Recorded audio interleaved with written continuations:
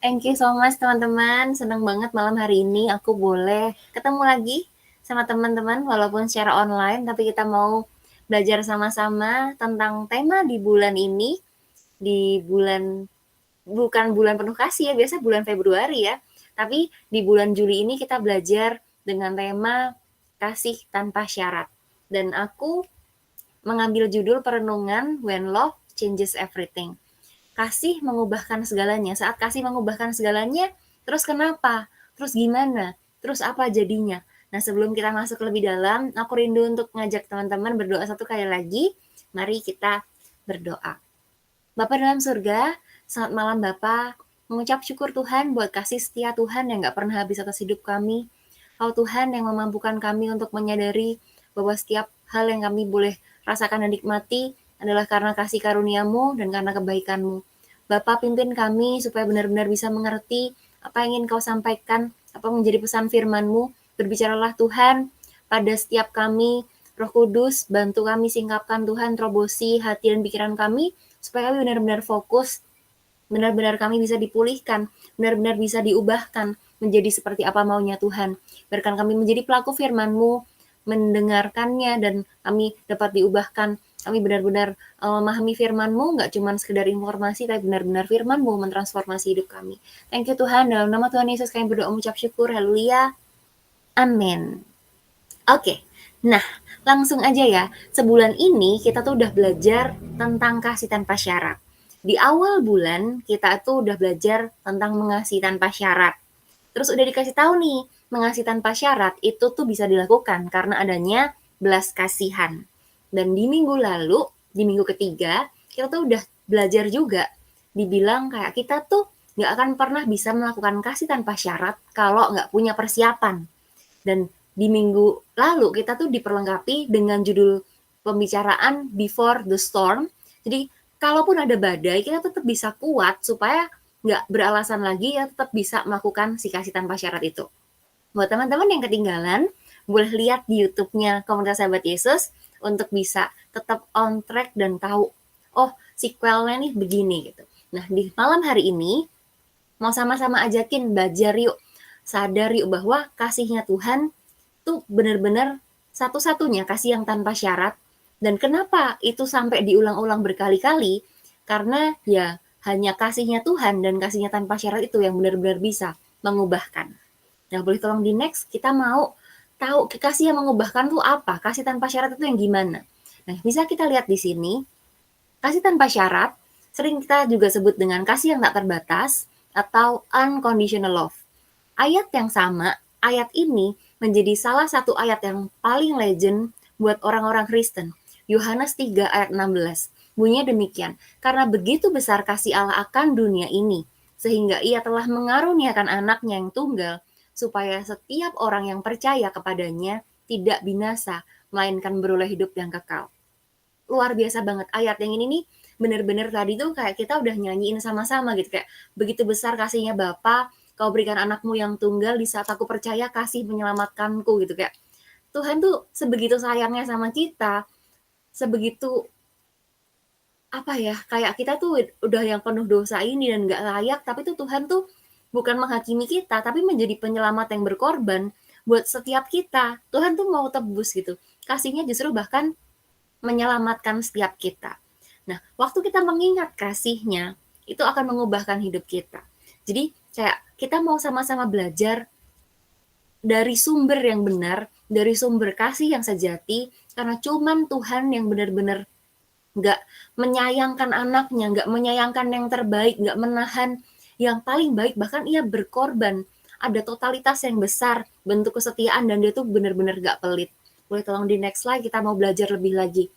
Dan kasih tanpa syarat ini hanya benar-benar bisa dilakukan karena kasih hanya berasal dari Allah. 1 Yohanes 4 ayat 7 sampai 11. Kita baca sama-sama ya. Saudara-saudaraku yang kekasih, marilah kita saling mengasihi, sebab kasih itu berasal dari Allah. Dan setiap orang yang mengasihi lahir dari Allah dan mengenal Allah. Barang siapa tidak mengasihi, ia tidak mengenal Allah, sebab Allah adalah kasih. Dalam hal inilah kasih Allah dinyatakan di tengah-tengah kita, yaitu bahwa Allah telah mengutus anaknya yang tunggal ke dalam dunia supaya kita hidup olehnya. Ayat 10 dikatakan, inilah kasih itu, bukan kita yang telah mengasihi Allah, tetapi Allah yang telah mengasihi kita dan yang telah mengutus anaknya sebagai pendamaian bagi dosa-dosa kita. Saudara-saudaraku yang kekasih, jikalau Allah sedemikian mengasihi kita, maka haruslah kita juga saling mengasihi. Kita belajar dari slide sebelumnya bahwa kasih tanpa syarat hanya bisa dilakukan karena kasih hanya berasal dari Allah. Dan karena Allah adalah kasih itu sendiri. Dan kita bahkan tahu di ayat yang sebelumnya, kalau teman-teman lihat boleh tolong di back dulu, disebutkan bahwa kita hanya benar-benar bisa mengasihi sebab kasih berasal dari Allah. Dan lahir kasih karena pengenalan kita sama Tuhan. Nggak ada alasan lain. Kalau kita nggak mengenal Tuhan, kita nggak akan pernah bisa melakukan kasih. Sebab kasih adalah Allah sendiri. Gimana kita mau ngomong, aku punya kasih, padahal kita nggak mengenalkan Allah, nggak kenal siapa pribadi kasih itu sendiri. Dan di slide berikutnya, di ayat 11, kita tuh bahkan diminta Tuhan untuk mengasihi. Jika Allah sedemikian mengasihi kita, maka haruslah kita juga saling mengasihi. Bukan dibilang, baiknya kalau Tuhan udah mengasihi kamu, ya kamu mengasihilah. Enggak. Di ayat 11 ini dikatakan dengan tegas, jikalau Allah sedemikian mengasihi kita, maka haruslah kita saling mengasihi. Ada keharusan, ada satu hal ketegasan yang Tuhan bilang, kalau mengasihi itu harus. Nah, karena ada keharusan untuk melakukannya, dan kita tahu mengasihi tanpa syarat itu bukan hal yang gampang, kita tuh benar-benar butuh kekuatan dari Tuhan itu sendiri. Dan kita tuh juga berpegang bahwa, oke, tahu nih, ini nggak mudah, tapi dengan Allah kita punya kekuatan itu. Maka mengasihi itu benernya bisa kita lakukan lebih indah, lebih mudah kalau bukan didasari dengan keterpaksaan atau bukan cuma didasari dengan rasa, oh aku harus. Tapi baiknya kita mendasari dengan rasa haus. Kehausan untuk apa? Kehausan untuk menyenangkan Tuhan. Jadi nggak cuma keharusan, tapi kita merasakan kita haus untuk mau menyenangkan Tuhan, untuk mau melakukan kasih dan membagikan kasih itu sendiri.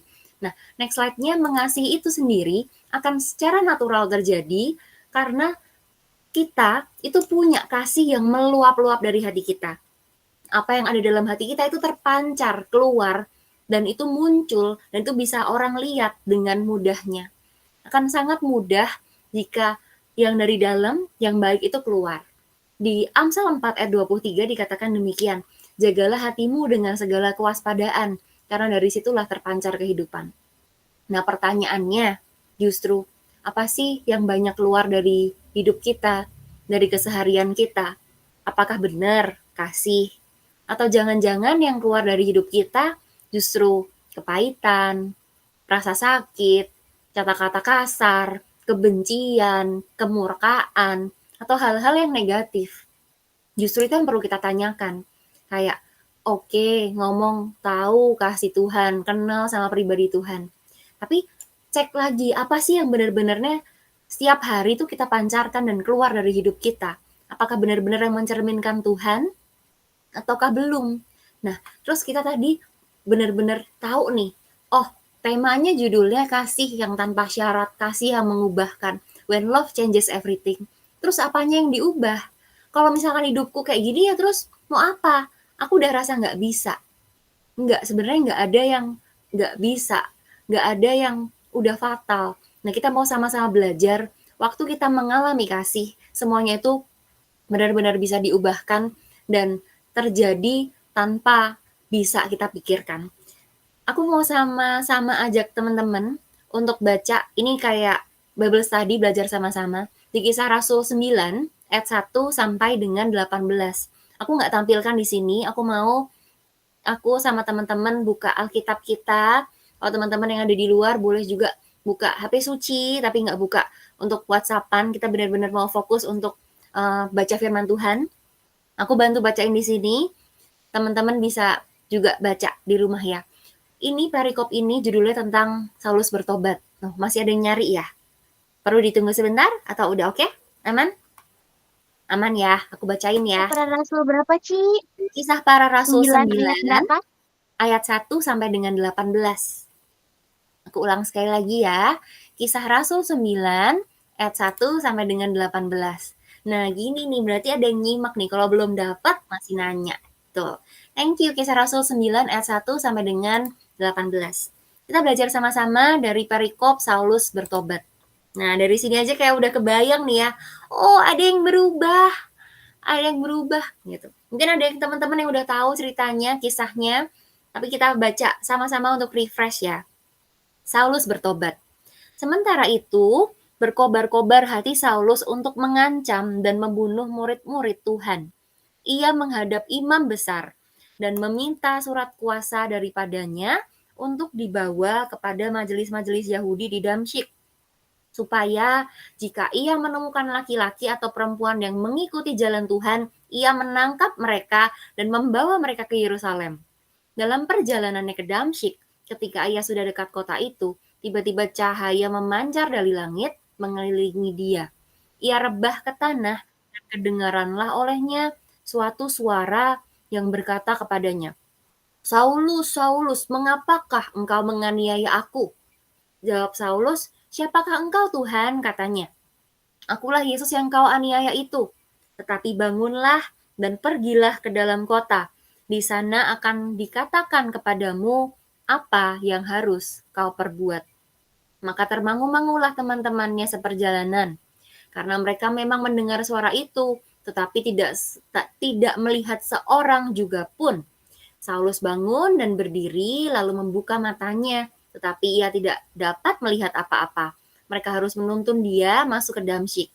3 hari lamanya ia tidak dapat melihat, dan 3 hari lamanya ia tidak dapat makan dan minum. Di Damsyik ada seorang murid Tuhan bernama Ananias. Firman Tuhan kepadanya dalam suatu penglihatan, "Ananias." Jawabnya, "Ini aku Tuhan." Firman Tuhan, "Mari, pergilah ke jalan yang bernama Jalan Lurus, dan carilah di rumah Yudas seorang dari Tarsus yang bernama Saulus. Ia sekarang berdoa." Dan dalam suatu penglihatan, ia melihat bahwa seorang yang bernama Ananias masuk ke dalam dan menumpangkan tangannya ke atasnya, supaya ia dapat melihat lagi. Jawab Ananias, "Tuhan, dari banyak orang telah kudengar tentang orang itu, betapa banyaknya kejahatan yang dilakukannya terhadap orang-orang kudusmu di Yerusalem. Dan ia datang kemari dengan kuasa penuh dari imam-imam kepala untuk menangkap semua orang yang memanggil namamu." Tetapi firman Tuhan kepadanya, "Pergilah, sebab orang ini adalah alat pilihan bagiku untuk memberitakan namaku kepada bangsa-bangsa lain serta raja-raja dan orang-orang Israel. Aku sendiri akan menunjukkan kepadanya betapa banyak penderitaan yang harus ia tanggung oleh karena namaku." Lalu pergilah Ananias ke situ dan masuk ke rumah itu.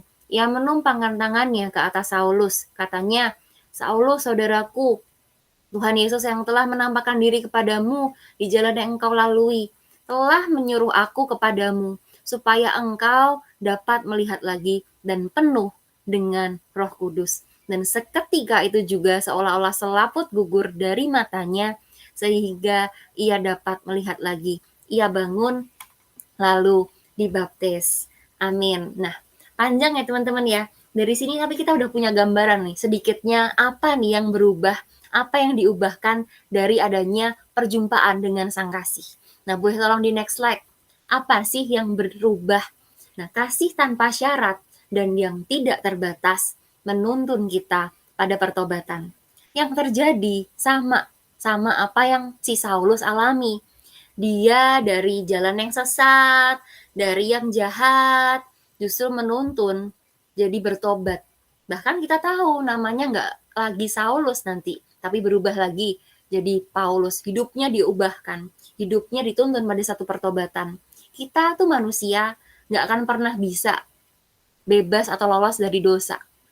Dan cuman kasihnya Tuhan yang benar-benar bisa mengubahkan dan harusnya menuntun setiap kita pada pertobatan.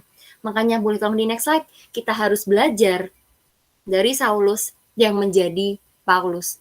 Di Kisah Rasul 9 ayat 1 dikatakan bahwa sementara itu berkobar-kobar hati Saulus untuk mengancam dan membunuh murid-murid Tuhan. Ia menghadap imam besar. Dia itu tuh udah dengan tekad hati, dia datang ke imam besar, dia minta surat untuk punya otoritas atau kuasa untuk bunuh-bunuhin orang. Saulus itu kerjaannya ngejar orang-orang yang panggil Tuhan, yang bilang murid Tuhan, cuman buat dibunuh. Dan dia tuh punya otoritas untuk lakukan itu. Banyak orang takut, banyak murid Tuhan takut. Tapi justru inilah yang justru Tuhan tuh ubahkan. Waktu Saulus mengalami perjumpaan dengan Tuhan, yang terjadi adalah sang terang itu tuh bahkan menyatakan diri, dan Saulus itu diubahkan dari yang tadinya membenci orang Kristen banget jadi mengasihi orang Kristen banget.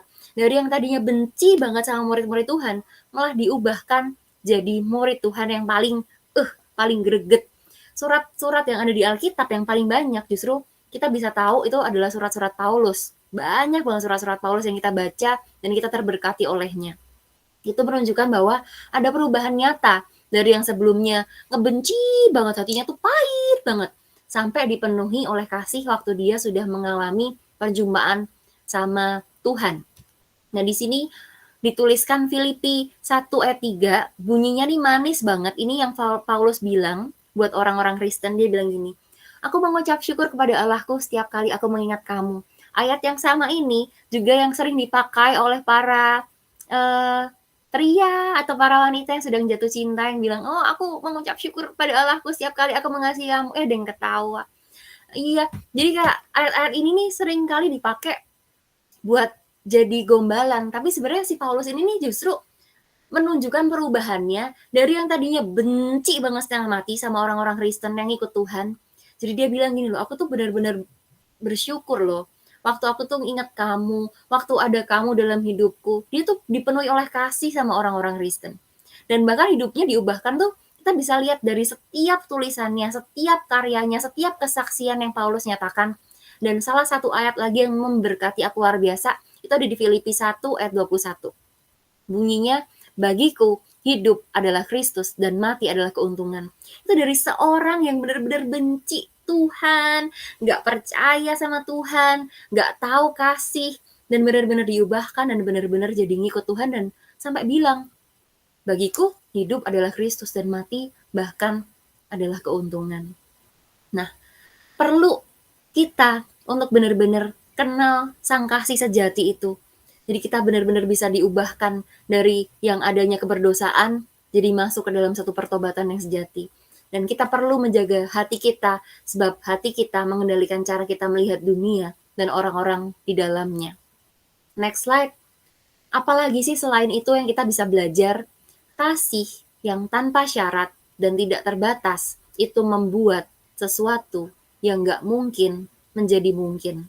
Setelah kita belajar dari Paulus, yang tadinya dia Saulus, yang tadinya benar-benar berdosa, yang tadinya benar-benar jahat, terus tiba-tiba jadi kayak baik banget. Kita mungkin bisa mikir, kok bisa ya? Ya bisa, karena adanya kasih. Tapi nggak terbatas sampai di situ. Nggak cuma mau belajar dari Paulus, nggak cuma mau belajar dari Saulus yang diubahkan, kita mau belajar dari tokoh selanjutnya yang masih ada di ayat dan perikop yang sama. Boleh tolong di next slide? Kita mau sama-sama belajar dari Ananias. Kisah Rasul 9, ayat 9-13, di situ disebutkan, 3 hari lamanya ia tidak dapat melihat dan 3 hari lamanya ia tidak dapat makan dan minum. Ini si Saulus ya. Di Damsyik ada seorang murid Tuhan bernama Ananias. Ananias tuh dipanggil, "Ananias," gitu. Terus Ananias jawab, "Ini aku Tuhan." Terus Tuhan bilang, "Marilah pergi ke jalan yang bernama Jalan Lurus. Cari tuh, di situ ada yang namanya Saulus," gitu. Nah, si Ananias ini, dia tuh tahu bahwa Saulus itu tuh siapa. Kayak orang-orang Kristen, murid-murid Tuhan, itu tuh nggak mungkin nggak tahu siapa yang namanya Saulus. Karena mereka tuh udah tahu kengerian yang didengar kayak, ada Saulus itu. Saulus tuh kayak nama yang mencekam, nama yang ngeri. Karena kalau teman-teman juga tahu, di masa-masa ini, di ayat sebelumnya, di perikop sebelumnya, di kisah Rasul 7 dan kisah Rasul 8, kalau kita tahu, kita baca, itu tuh ada Stefanus yang dibunuh. Dan ini juga karena ada apa ya, ada ikut campurnya si Saulus ini gitu. Jadi si Ananias nih kayak dia bilang kayak, "Ya ampun, masa Tuhan tuh nggak tahu apa si Saulus ini kan suka ngejar-ngejar orang Kristen. Orang Kristen aja mau dibunuhin, masa aku disuruh samperin, yang bener aja Tuhan," gitu. Mungkin Ananias tuh bisa ngomong kayak gitu, "Ya yang bener aja lah Tuhan, ini nih nggak masuk akal, ini nggak logis," gitu. Boleh tolong di next slide? Ananias tuh tapi nggak cuman sampai ini tuh dalam pikirannya, Ananias tuh juga sampaikan juga yang ada di hatinya, diucapin. Karena kayak tadi kan, apa yang ada dalam hati kita itu yang meluap. Jadi itu sebenarnya harus kita jaga. Ananias bilang gini di ayat 13, "Tuhan, dari banyak orang yang telah kudengar tentang orang itu, betapa banyaknya kejahatan yang dilakukannya terhadap orang-orang kudusmu di Yerusalem." Ananias nih keucap, nggak cuman disimpen, tapi benar-benar keucap karena udah meluap, udah nggak tahan lagi, yang ada di dalam hatinya tuh muncul kayak, "Aku tuh takut loh, aku tuh benar-benar ngeri loh, orang banyak tuh bilang tentang dia tuh jahat loh, mati loh aku Tuhan, dia tuh suka bunuh-bunuhin orang Kristen loh, masa aku disuruh samperin? Ya yang bener aja," gitu. Dia biasa ngejar-ngejar orang nih, kayak Tom sama Jerry gitu. Biasa kan kayak Tom kan suka ngejar-ngejar Jerry, lah ini masa Jerry-nya disuruh samperin Tom, ya kayak dimakan dong gitu. Tuhan yang bener aja gitu. Emang yang ada di hati dan pikirannya Ananias tuh, Tuhan tuh nggak masuk akal loh. Tapi sebenarnya kasih yang tanpa syarat memang nggak akan pernah bisa masuk logika kita. Tapi selalu bisa masuk ke logikanya Tuhan.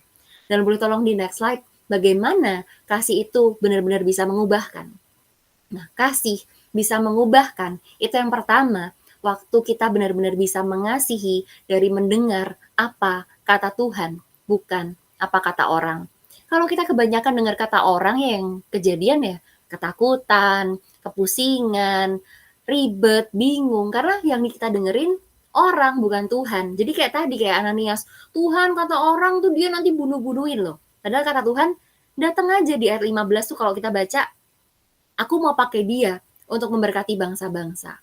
Nah, kalau kita mau benar-benar kasihnya Tuhan, kasih yang sejati itu dapat mengubahkan. Cukup dengerin apa kata Tuhan, bukan apa kata orang. Dengerin Tuhan, dengerin firman-Nya, kita bisa mendapatkan hatinya. Dan bahkan di Yesaya 11 ayat 3 disebutkan, "Ya, kesenangannya ialah takut akan Tuhan. Ia tidak akan menghakimi dengan sekilas pandang saja atau tidak menjatuhkan keputusan menurut kata orang." Jadi, yang apa yang kita lakukan ya harusnya yang jadi apa kata Tuhan, dengerin Tuhan aja. Dan next slide-nya, kita benar-benar tahu gimana kasih bisa mengubahkan, yaitu kita benar-benar bisa melakukan kasih dengan tindakan. Ngomongin kasih itu nggak cuman dari omongan manis-manis doang. Tadi kan Ananias kan dipanggil Ananias, terus Ananias bisa bilang, "Ya Tuhan," gitu. Oke Tuhan, tapi nggak cuma sampai oke di mulut doang.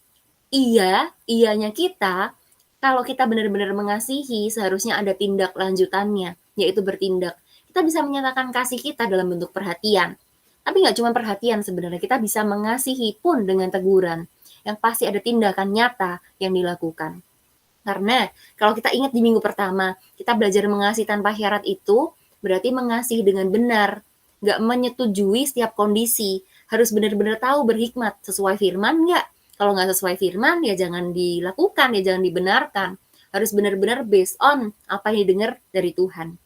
Di Amsal 27 ayat 5-6, di sini kita belajar. Lebih baik teguran yang nyata-nyata daripada kasih yang tersembunyi. Seorang kawan memukul dengan maksud baik, tapi seorang lawan mencium secara berlimpah-limpah. Tindakan kita yang manis-manis itu tuh nggak selalu baik, tapi justru teguran atau tindakan yang kelihatannya keras atau kasar, itu justru mungkin bisa menunjukkan bentuk dari kasih yang sejati. Jadi kasih itu nggak cuma dari tindakan yang manis doang ya, nggak cuma selalu dari perhatian, tapi bisa dengan teguran atau hardikan. Jadi tergantung kasihnya itu dilakukan dengan apa. Kalau ada temen yang mau jatuh ke dalam jurang, kan ya kita pasti tarik kan. Kalau kita dorong kayak kelihatannya kayak colek sayang gitu, tapi kalau menjatuhkan ya itu kan malah lebih nggak baik. Jadi pastikan mengasihi dengan tindakan dan pastikan nggak setiap tindakan yang manis-manis itu yang baik dan nggak selalu tindakan-tindakan yang keras itu yang berarti negatif. Jadi pastikan itu kita benar-benar berhikmat untuk bisa membedakan yang mana yang benar-benar tindakan kasih yang mengubahkan. Dan next slide kita benar-benar bisa belajar dari bagaimana kasih dapat mengubahkan. Kasih yang mengubahkan itu berarti melakukan panggilan Tuhan dan berarti keluar dari zona nyaman. Di sini dituliskan bahwa mengasihi Tuhan bisa ditunjukkan dengan adanya tindakan mau bangkit dan pergi melakukan panggilannya. Nggak cuma sekedar jawab, oh ya ya ya Tuhan, tapi nggak kemana-mana. Yang Ananias lakukan itu berbeda. Di Kisah Rasul 9 ayat 15, terjemahan The Passion Translation, Act 9, verse 15, dikatakan demikian, the Lord Yahweh answered him, arise and go. Dibilang kayak, pergi, bangkit, pergi, gitu, kayak, kamu harus pergi, kamu harus lakukan apa yang Tuhan mintakan. Mungkin emang nggak nyaman, mungkin emang banyak ketakutan yang harus diterobos, yang harus diterjang, tapi nggak usah banyak alasan. Selebihnya, itu urusannya Tuhan. Tuhan yang panggil, Tuhan yang perlengkapi, Tuhan yang provide. Nggak perlu diragukan. Nah, ini harus jadi pedoman dan pegangan kita bahwa kalau kita mau melakukan panggilan Tuhan, itu berarti banyak hal yang perlu kita lakukan dan itu mungkin juga keluar dari zona nyaman kita. Tapi percaya, emang kalau misalnya kita mau ikut Tuhan ya nggak pernah bisa selalu nyaman. Tapi percaya, tetap ada rasa aman di dalam Tuhan. Next slide-nya, gimana kita bisa tahu dan menyadari kasih dapat mengubahkan. Kasih yang dapat mengubahkan adalah mengasihi tanpa keegoisan. Waktu kita mau bilang, aku mau mengalami kasih yang mengubahkan, ya berarti belajar mengasihi tanpa keegoisan.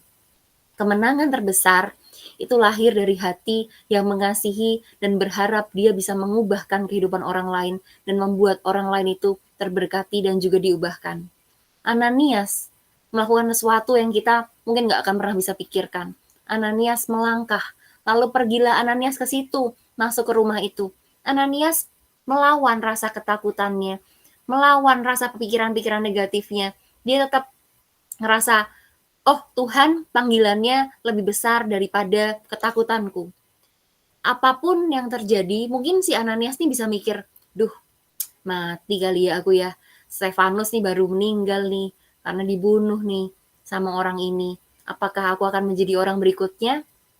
Tapi dia gak egois, dia kayak ingat bahwa Tuhan yang panggil. Di ayat 15 Tuhan bilang bahwa Tuhan akan pakai Paulus. Apapun yang terjadi, Tuhan akan pakai orang ini untuk bisa memberkati dan mengubahkan banyak orang.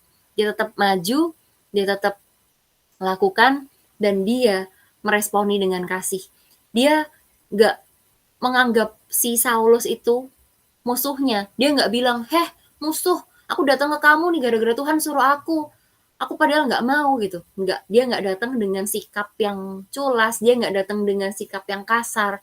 Tapi dia datang menghampiri dengan bilang, Saulus, saudaraku, luar biasa loh.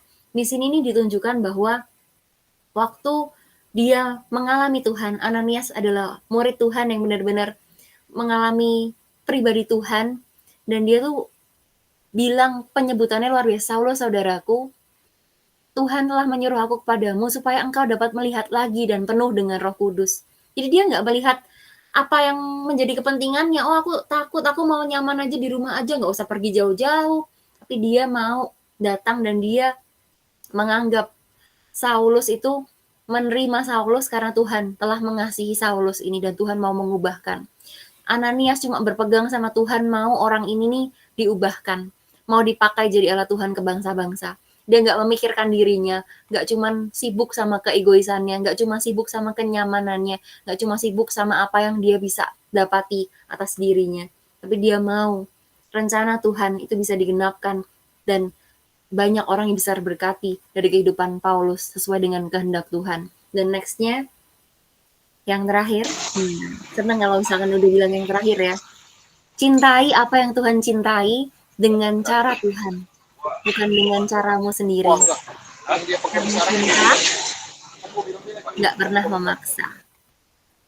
Ya, jadi cintai apa yang Tuhan cintai dengan cara Tuhan, bukan dengan caramu sendiri. Karena cinta nggak pernah memaksa. Mungkin kita selalu bingung kayak, "Tuhan, caranya gimana ya? Kasihnya Tuhan tuh aku kok nggak kepikir ya?" Ya karena emang kasihnya Tuhan kadang emang nggak pernah masuk di logika kita. Tapi percaya aja waktu kita dipenuhi oleh kasih, kita disadarkan oleh kasih, ya kasihnya Tuhan itu yang akan mengubahkan kita, cara hidup kita, pikiran kita, perkataan kita, dan waktu kita mengingat kasihnya yang sudah mengubahkan kita, apa yang ada dalam hati kita yang sudah dipenuhi sama kasihnya Tuhan itu yang akan meluap dan akan bisa menyentuh banyak orang untuk bisa kenal Tuhan. Dan itu yang akan memberkati, bahkan bukan cuman memberkati diri kita, tapi memberkati banyak orang. Aku harap message atau pesan ini juga memberkati teman-teman dan mengubahkannya nggak cuman sehari, sesaat doang, tapi benar-benar bisa mengubahkan setiap kehidupan kita. Yang sakit disembuhkan hatinya, yang luka atau yang berbeban berat bisa mendapatkan kelegaan hanya karena kasih Tuhan. Mari kita satu hati, kita berdoa. Bapa dalam surga, kami mengucap syukur Tuhan. Kami berterima kasih kalau malam hari ini kami boleh diingatkan kembali tentang kasih-Mu yang luar biasa. Kasih yang tanpa syarat, yang boleh kami rasakan dan boleh kami alami Tuhan. Kami bersyukur Tuhan, kalau kami yang gak layak ini, Kau layakan Tuhan. Kasih-Mu begitu besar atas hidup kami.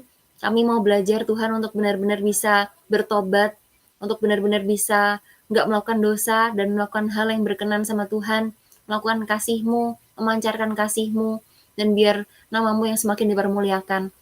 Dan biar juga Tuhan kami belajar untuk menjadi pribadi yang gak egois. Emang semuanya mungkin gak masuk akal, tapi waktu Tuhan yang mintakan, Tuhan juga yang akan bertanggungjawabkan. Kami mau Tuhan terus melangkah dalam terang Tuhan, apa yang menjadi rencana Tuhan, apa yang menjadi yang Tuhan mintakan, mungkin itu harus mengeluarkan kami dari zona nyaman kami Tuhan, tapi memang kami harus tetap berada dalam zona iman, bukan zona nyaman Tuhan.